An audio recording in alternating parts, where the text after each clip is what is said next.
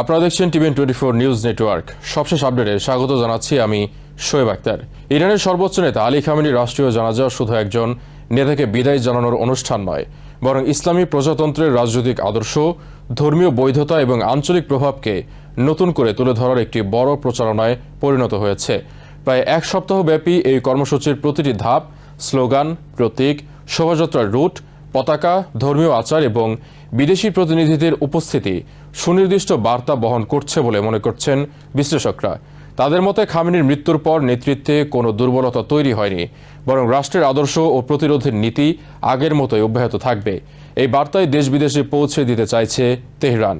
রাষ্ট্রীয় প্রচারণায় খামেনির মৃত্যুকে ধারাবাহিকভাবে শাহাদাত হিসেবে তুলে ধরা হচ্ছে। সরকারি টেলিভিশন, সংবাদ মাধ্যম এবং সামাজিক যোগাযোগ মাধ্যমে তাকে একজন শহীদ নেতা হিসেবে উপস্থাপন করা হচ্ছে। একই সঙ্গে জনগণকে জানানো হচ্ছে তার জন্য শোক প্রকাশ শুধু আবেগ নয়, এটি জাতীয় দায়িত্ব এবং ধর্মীয় কর্তব্যও। এই বার্তার মাধ্যমে সরকার সমর্থকদের আরও সুসংগঠিত করার চেষ্টা করছে বলে পর্যবেক্ষকদের ধারণা। এই প্রচারণার অন্যতম কেন্দ্রবিন্দু সরকারি স্লোগান, সবাইকে অবশ্যই জেগে উঠতে হবে। আন্তর্জাতিক ও আরবি ভাষাভাষী দর্শকদের জন্য ব্যবহার করা হচ্ছে আল্লাহর জন্য দাঁড়িয়ে যাও বাক্যটি। দুটি স্লোগানই কোরআনের একটি আয়াত থেকে নেওয়া হয়েছে, যেখানে অন্যায়ের বিরুদ্ধে ঐক্যবদ্ধ হওয়ার আহ্বান জানানো হয়েছে। বিশেষজ্ঞদের মতে এই ধর্মীয় ভাষা ব্যবহার করে রাজনৈতিক অবস্থানকে আরও শক্তিশালী করার চেষ্টা করছে ইরান। জানাজা ঘিরে সবচেয়ে আলোচিত প্রতীক হয়ে উঠেছে খামেনির মুষ্টিবদ্ধ হাতের ছবি। লাল ও কালো রঙের তৈরি এই প্রতীক রাষ্ট্রীয় ব্যানার, বিলবোর্ড, ডিজিটাল পোস্টার এবং শোক মিছিলে ব্যাপকভাবে ব্যবহার করা হচ্ছে। কালো রং শোকের প্রতীক হলেও লাল রং প্রতিশোধ, আত্মত্যাগ এবং প্রতিরোধের বার্তা বহন করছে। এই প্রতীকটি বর্তমান সর্বোচ্চ নেতা মোস্তফা খামেনির একটি বার্তার সঙ্গে যুক্ত, যেখানে গুরুতর আহত অবস্থাতেও আলী খামেনির দৃঢ় মনোবলের কথা উল্লেখ করা হয়েছিল। নিরাপত্তাজনিত কারণে মোস্তফা খামেনি এখনও জনসমক্ষে না এলেও তার বার্তাগুলোকে রাষ্ট্রীয় প্রচারণায় গুরুত্ব দেওয়া হচ্ছে। তেহরানের গ্র্যান্ড মোসাল্লায় খামেনির মরদেহ জনসাধারণের শ্রদ্ধা নিবেদনের জন্য রাখা হয়। একই স্থানে উত্তোলন করা হয় বিশাল একটি লাল পতাকা, যাতে আরবিতে লেখা ছিল, হুসাইনের প্রতিশোধকারীরা কোথায়। এই বাক্যটি শিয়া ইতিহাসের সবচেয়ে গুরুত্বপূর্ণ ঘটনা কারবালার সঙ্গে সরাসরি সম্পর্কিত। ইমাম হুসাইনের শাহাদাতকে শিয়া মুসলমানরা অন্যায়ের বিরুদ্ধে চূড়ান্ত আত্মত্যাগের প্রতীক হিসেবে দেখেন। বিশেষজ্ঞদের মতে এই প্রতীক ব্যবহারের মাধ্যমে খামেনির মৃত্যুকে সেই ঐতিহাসিক ধারাবাহিকতার অংশ হিসেবে তুলে ধরা হচ্ছে এবং আমেরিকা ও ইসরায়েলের বিরুদ্ধে প্রতিশোধের রাজনৈতিক অবস্থানকে ধর্মীয় বৈধতা দেওয়ার চেষ্টা করা হচ্ছে। তবে প্রতিশোধের ভাষা ব্যবহার করলেও ইরান কী ধরনের পদক্ষেপ নেবে সে বিষয়ে সরকার এখন স্পষ্ট কিছু জানায়নি।